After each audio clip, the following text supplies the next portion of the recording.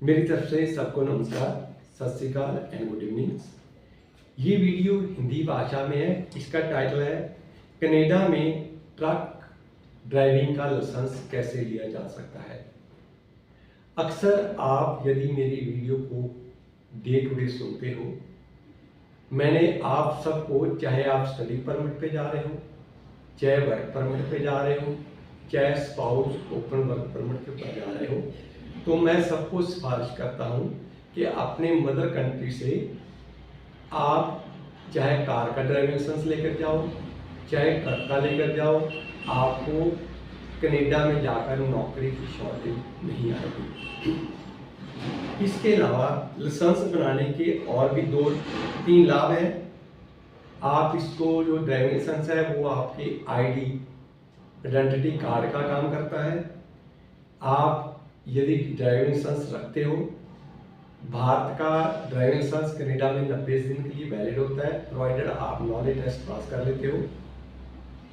आप वहाँ पे डिलीवरी वैन के ऊपर काम कर सकते हो, कोरियर सर्विस की डिलीवरी कर सकते हो, ऊबर चला सकते हो, या कोई भी टैक्सी चलाकर पैसे कमाने का एक अच्छा साधन है। अब मैं आपको ये बताता हूँ कि कनाडा की 10 स्टेटें हैं। 10 ही स्टेटों के सेपरेट रूल्स हैं, पर जो मैं आज आपको वीडियो में कवर अप करने जा रहा हूँ उसके अंदर mostly rules and regulation Ontario सूबे के होंगे। वो मैं इसलिए कह रहा हूँ कि जब आप इंटरनेशनल फ्लाइट लेकर जाते हो, या तो आप टोरंटो में उतरते हो या आप वैंकूवर में उतरते हो, जो ब्रिटिश कोलंबिया में है। टोरंटो ओंटारियो सूबे में पड़ता है। अगर आप किसी भी तरीके से विजिटर वीजे पे गए हो और आप कनाडा में रहना चाहते हो, तो आप किसी भी इंडियन ऑनर से, जो ट्रक ड्राइविंग का ट्रेनिंग स्कूल होता है ओंटारियो में, इसके ऊपर लगभग आपका जो एग्जामिनेशन फीस है या आपका लर्निंग फी है, आपका रहने का खर्चा, आपका खाने पीने का खर्चा लगभग 10,000 कनेडियन डॉलर में हो जाता है। और जब आपको विजिटर वीज़ा मिलता है तो आपको 6 महीने वहाँ रहने की परमिशन होती है। और जो स्टूडेंट हल्ला मचाते हैं ब्रैम्पटन में कि हमें जॉब नहीं मिल सकती है, नहीं मिल रही है, उनको ये काम डेफिनेटली कर लेना चाहिए। जब भी वो वहाँ से बाहर शिफ्ट होंगे तो उनको प्रॉब्लम आने वाली है। सो कनाडा की जो ओंटारियो सूबा है उसके अंदर 4 तरह के लाइसेंस होते हैं: G1, G2, G-जेड एंड एजेंट। सबसे पहले क्या होता है कि यदि आप G1 का नॉलेज टेस्ट पास करते हो, जो आप घर पे कंप्यूटर पे बैठ के कर सकते हो, आप उसके अंदर 20 क्वेश्चन आंसर होते हैं जिनका आंसर 16 के अंदर सही होना चाहिए। 20 रोड साइन होते हैं जिसके अंदर 16 नंबर आपको आने चाहिए। ये मैं आपको क्लियर कट बता देता हूँ कि कनाडा में जो ड्राइविंग है, पायलट बनना और गाड़ी का ड्राइवर बनना, दोनों में कोई फर्क नहीं है। मीन दोनों ही इक्वल रिस्पॉन्सिबिलिटी शेयर करते हैं।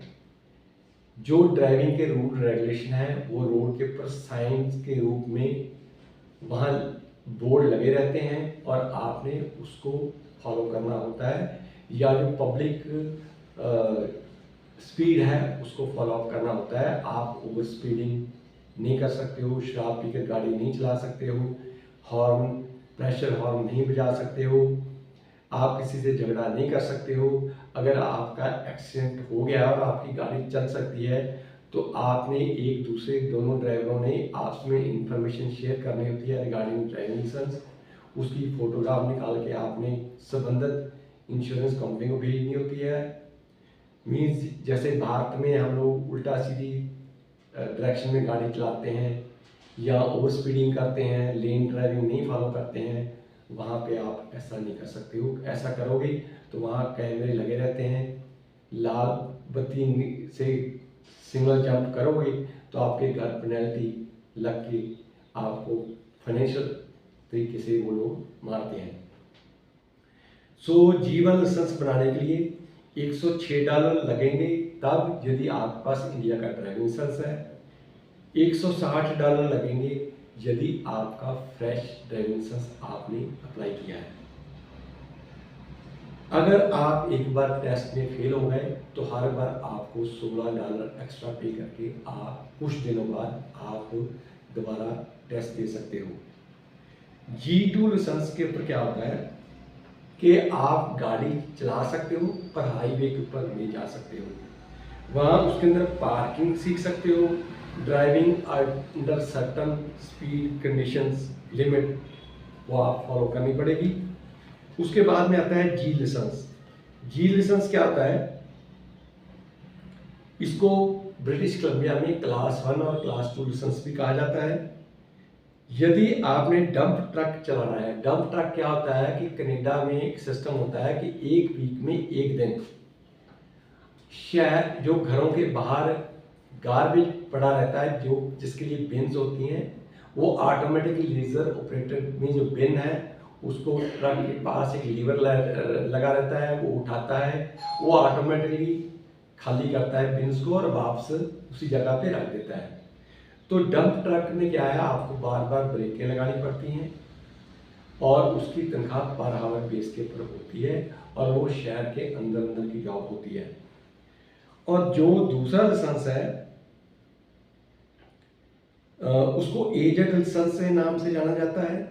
यदि आप ऑटोमेटिक ट्रक के ऊपर सीख रहे हो उसके ऊपर खर्चा लगभग $5,000 या इससे कम रहता है। यदि आप मैनुअल ट्रक सीखना चाहते हो तो उसके ऊपर लगभग $6,000 खर्च आ सकता है। उस एजेड लाइसेंस के बाद आपको जीजेड लाइसेंस बनवाना पड़ता है अगर आप ट्रक चलाना चाहते हो, जिसके अंदर 30 रूल होते हैं, उसके अंदर 24 नंबर चाहिए, 20 साइन होते हैं जिसके अंदर 16 नंबर चाहिए और इसके बाद में आपको 45 दिन मिलते हैं। जैसे जैसे आपका जो टीचर है जो आपको ट्रक सिखा रहा है, यदि वो आपको एडवाइस करता है कि आपने सफिशिएंट प्रैक्टिस कर ली है और आप फाइनल टेस्ट के लिए जा सकते हो तो आप अपना टेस्ट दे सकते हो। सबसे बड़ी बात क्या है कि ज़्यादा लोग वहाँ पे ट्रक क्यों चलाते हैं। देखो, ट्रक की जो तनख्वाह है, एक तो पर आवर यदि शहर के अंदर चलाते हो, यदि वह एक शहर से दूसरे शहर पे जाते हो तो आपको पर किलोमीटर के या पर माइल के हिसाब से पैसे मिलते हैं और लगभग 5 लाख रुपया महीना एक ड्राइवर पैसे कमाता है, जिसके अंदर कुछ टैक्स की भी पेमेंट करनी होती है। और ये काम इजी है, आप चेयर पे बैठ के चलाते हो। पर मेरा सबको निवेदन है कि कनाडा में स्नोफॉल बहुत होता है, स्पेशली दिसंबर के महीने में और जनवरी के महीने में। अगर आप वहाँ पे ट्रक चलाना का काम करते हो, ये 2 महीने या तो लॉन्ग रूट पे ट्रक छोड़ दो, आप अपने मदर कंट्री में आओ, छुट्टियाँ मनाओ, ऐश आराम करो। या फिर आप ऐसे करो कि वो 2 महीने आप लोकल शहर के अंदर या तो गाड़ी चला लो या आप और कोई सर्वाइवल जॉब कर लो ताकि आपका टाइम पास हो सके। और अधिक जानकारी के लिए हमारे फ़ोन नंबर ऊपर दिए जा चुके हैं। Monday to Friday morning 10 AM to 4 PM आप हमारे से फ्री ऑफ कॉस्ट कोई भी इंफॉर्मेशन ले सकते हैं, आपको वो इंफॉर्मेशन दी जाएगी। Thank you very much, stay connected with us.